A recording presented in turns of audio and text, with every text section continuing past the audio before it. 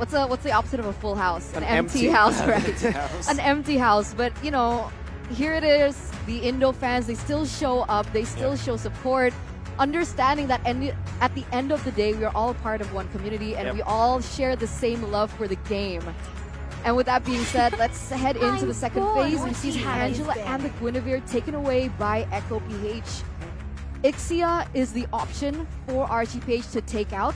And I think we've seen these swaps coming through, the Faramis and the Valentina. So far, it hasn't worked out. But why do you think this is the case here for Echo? I believe that it's comfort. Sanji, this is what I want to take note about Echo, especially for MPLI.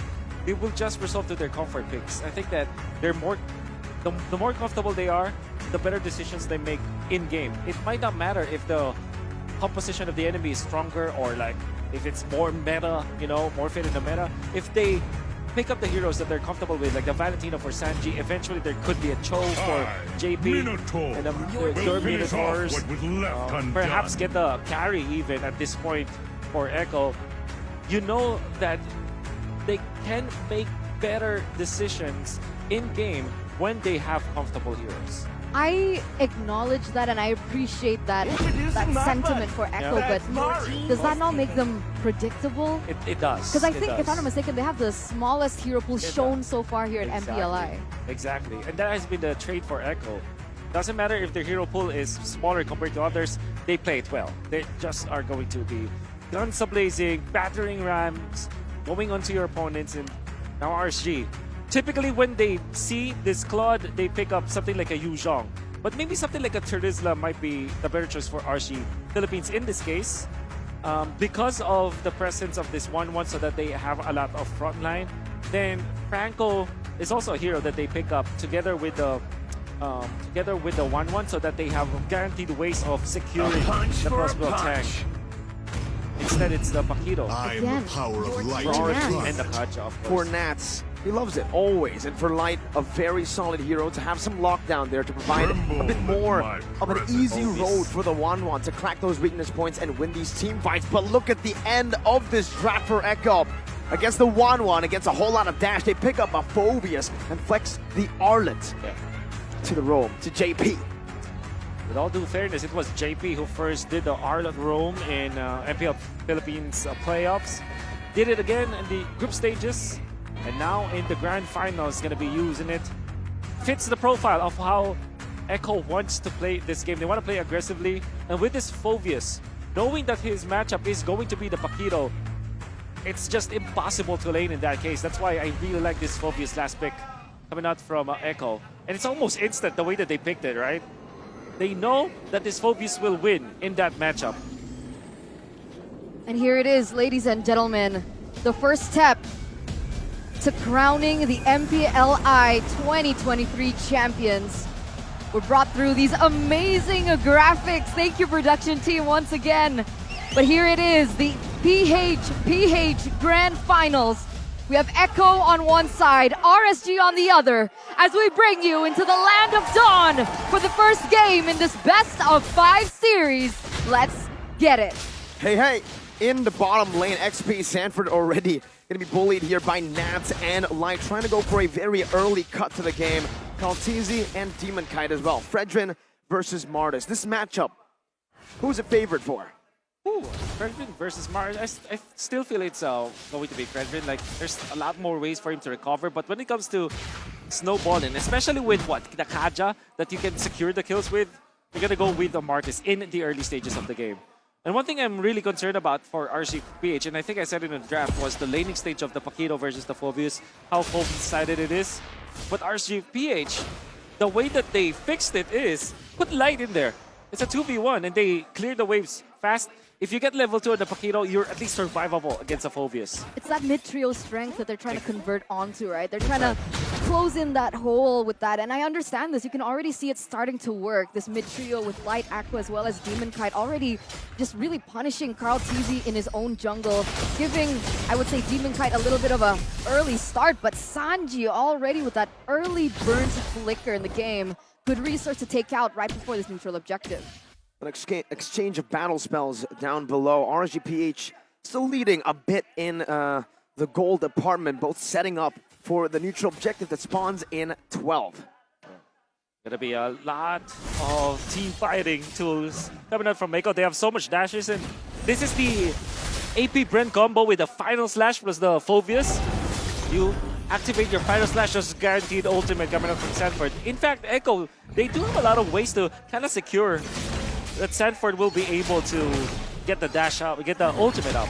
Power Spike level 4 for both Nats and Aqua. Demonkai walking forward. Mortal Coil gonna be able to get popped in, but Sanji is the one who steals it despite 2 Retribution as Brazer's Wrath coming down.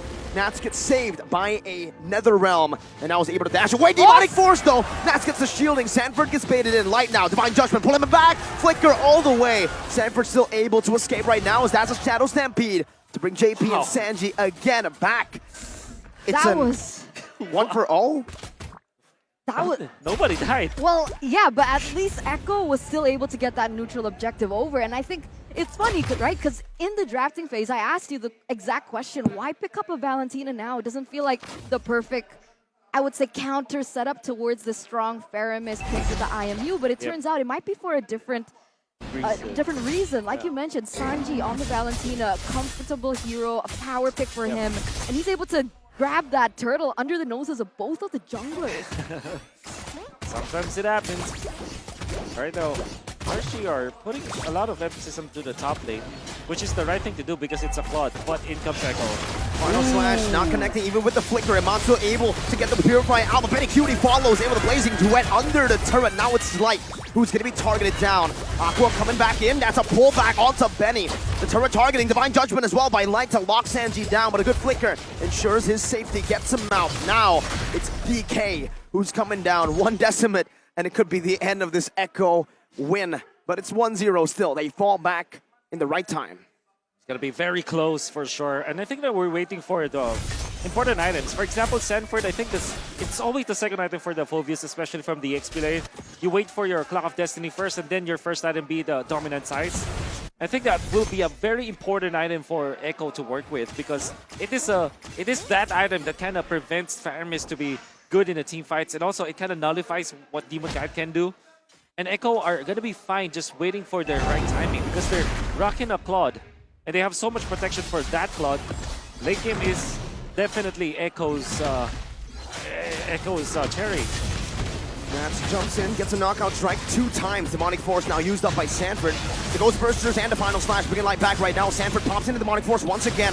Kaltizi and Demon Kite. It's going to be Demon Kite who wins the Retry battle. Now as it's an all-in with a Blazing Duet as well. Nether Realm HP getting rid of instantly as Light flickers out. Demon Kite now with a Mortal Coil defensively.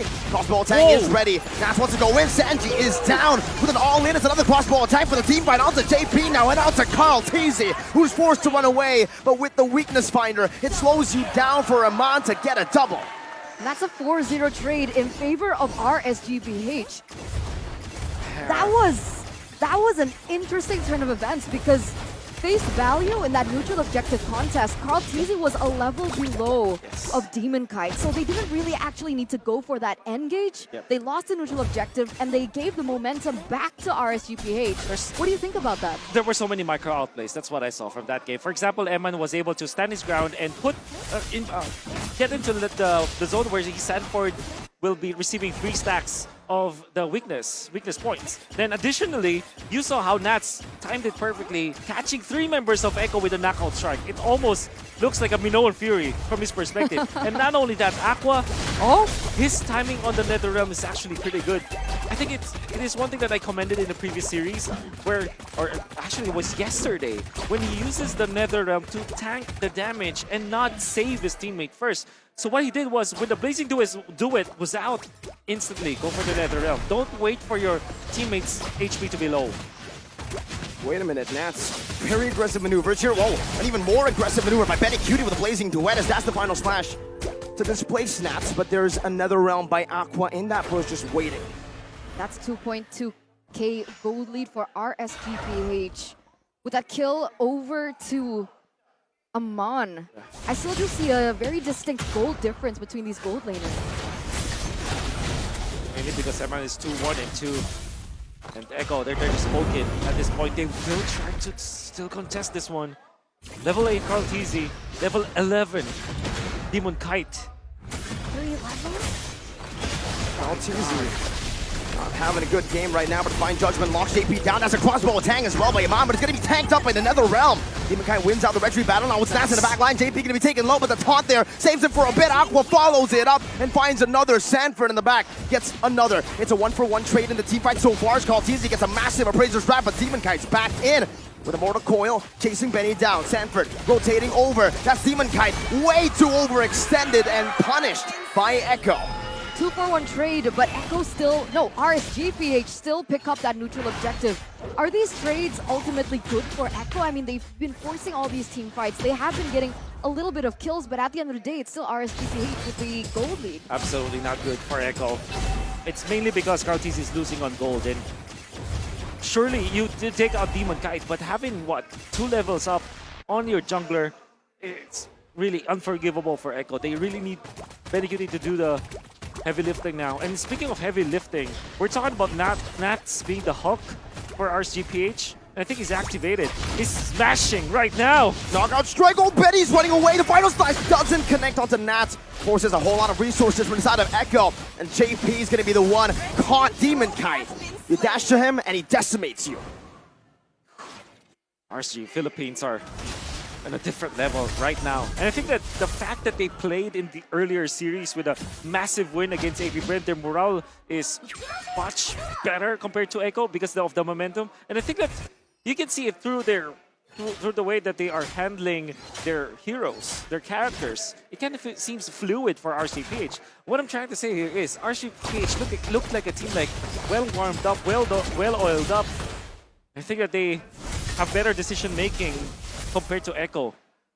So why do you think that is? I mean, this is not something that I recognize from Echo. They understand that they're in a tough position, yet they keep forcing the same thing, looking for a different output, but the return is exactly the same. They're still losing trades. Yeah.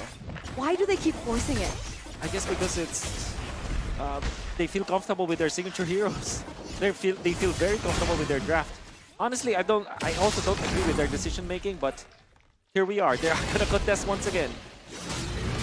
Let's see if Echo can look for a big fight. It's Divine Judgment time. 4 Light gets it. Nether Realm instantly by Sanji. A big resource for another. 1-for-1 in the resource battle. Sanford though. Demonic Force now into the mid lane. Nats and Iman need to be very safe. The Demonic Force continues over to Iman, and now there's another round from Aqua forced out. Crossbow Tang now used up already. That's a flicker defensively by Sanji as they look for the Lord. Demon Kite versus Carl Teasy. Sanford low and a Decimate. 2 Decimates from Demon Kite. The Mortal Coil as well. It's not just 2 Demon Kites. It's 3. It's 4. It's a Maniac for DK. But Carl Teasy, against all odds, was still able to pick up that Lord? What? It's all about wasting the resources of Echo with the Demonic Force activated on 2 members of RSG Philippines. Aqua once again with the timing on the NetherRealm saves his teammates and puts Sanford as well as JP in a very bad spot. You can see that when they tried to go back to their team to kind of respond with their teammates, what happened was they were nailed down by Demon Kite. And obviously the damage output was enough. Finding Kaltizi, and again, Echo didn't have any chance to win that team fight, especially because they're down so much gold and EXP. And they suffered the results. They lose 4, they lose the Lord. And it was so unfortunate that Sanji had to waste that Nether Realm right before they even went for an engage. And I think that would have been a very valuable resource if they want to play that long-term team fight, especially against Aqua. Yeah. Demon Kite 5-1-5. And fortunately for Echo, they did steal that Lord. That's why they will have a little bit of farm, a little bit of a way to farm up. Benecute already up with a Corrosion Scythe. Nevertheless, the defense will be there for RCPH in all lanes. Now for Echo, they're gonna really have to dig deep to find a way back into this game. 3 base turrets is all that is left of Echo's base. RSGPH, we know what happens when they get the snowball rolling. It's no longer a snowball, it's a death ball. And they're utilizing it here in game number 1. Like you said, Wolf, with the momentum of the last series victory as well. Yeah, you can feel it. You can feel how they move. It's very fluid. Even Nats is not making any kind of mistake. He is on point. And even Demon Kite with, what, this is probably the 3rd game of the day for the Martis. as he is playing that Martis, He loves it it. kind of feels like he's improving his movements every single game. What about the items here? 11 minutes in. I mean, can Benny QT still come back and hold the team on his shoulders? Yeah. What about his items? He's 3 items in. Yeah, the fact that he is just 400 gold behind Eman, that's actually pretty good for for Echo. And also another important item is the Winter Truncheon available for Sanford. I can imagine that more members of Echo will eventually get that item to counter this 1-1. But most specifically for Sanford, that is very important. The item timing will be great for the team. Hopes that they can win that team fight that way.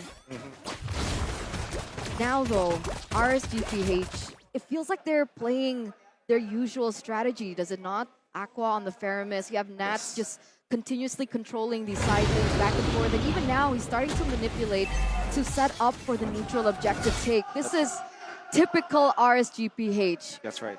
They got the comfort picks. comfort picks and comfort plays now too.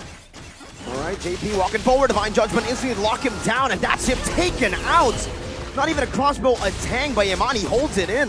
Sanji stole the Nether Realm, but now it's also used up. Kaltizi is inside of that Lord Pit right now. Iman going forward, baiting out a few of these demonic forces from Sanford as Kaltizi goes at it with Demon Kite right now. It's a 1v1 retry battle, and it's the GOAT. Kaltizi who finds the Lord, but Iman gets a solo kill. Now it's an all-in to the bottom side. A knockout strike to bring Sanji all the way to the Decimate. That's him taken down. Now it's Carl against the world.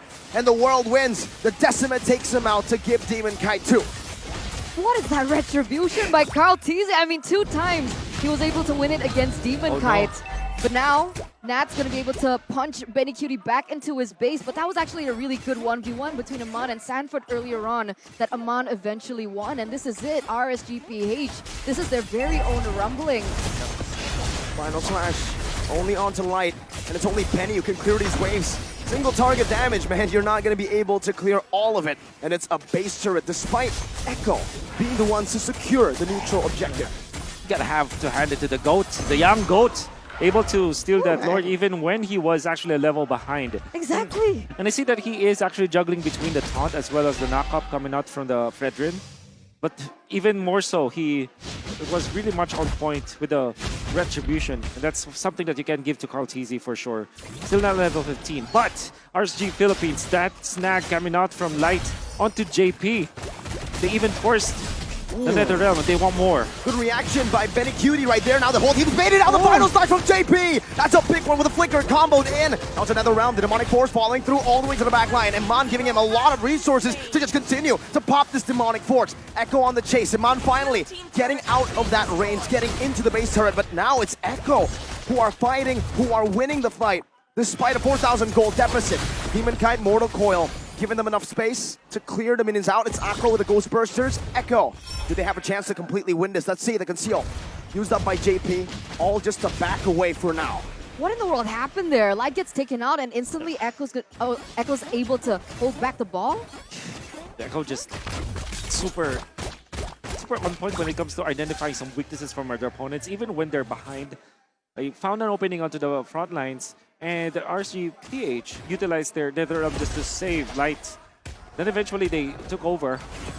As long as they are zoning out Emma, they're going to be A-okay. And the fact that Sanford has now reached critical mass, I think that he has his 4th item already, it makes it so that he is the nuisance.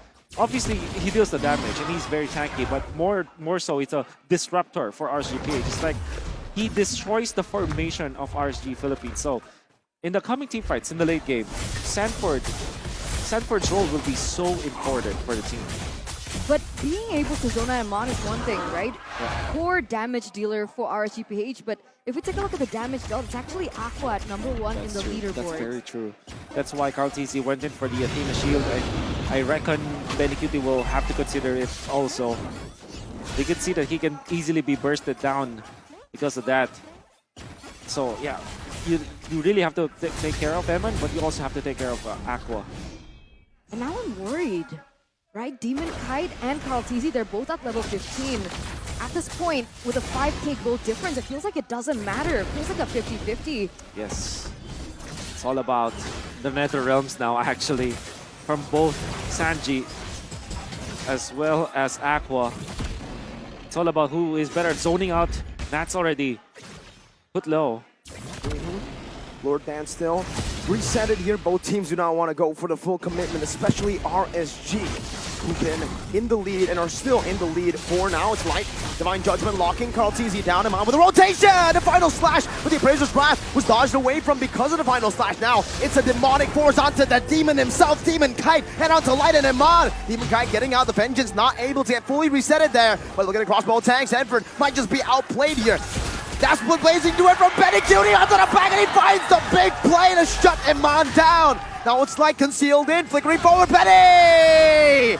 With the immortality, and now it's Sanji, super low, taken out, knocked out by Nats. In game number 1, it's still a 2 for 2 in the 17th minute. Aqua trying to find a good angle to look for another, but it's equal. Wow. The legend himself, man. Benny, what? Oh my That goodness. was beautiful. The outplays coming through, coming in with the last second.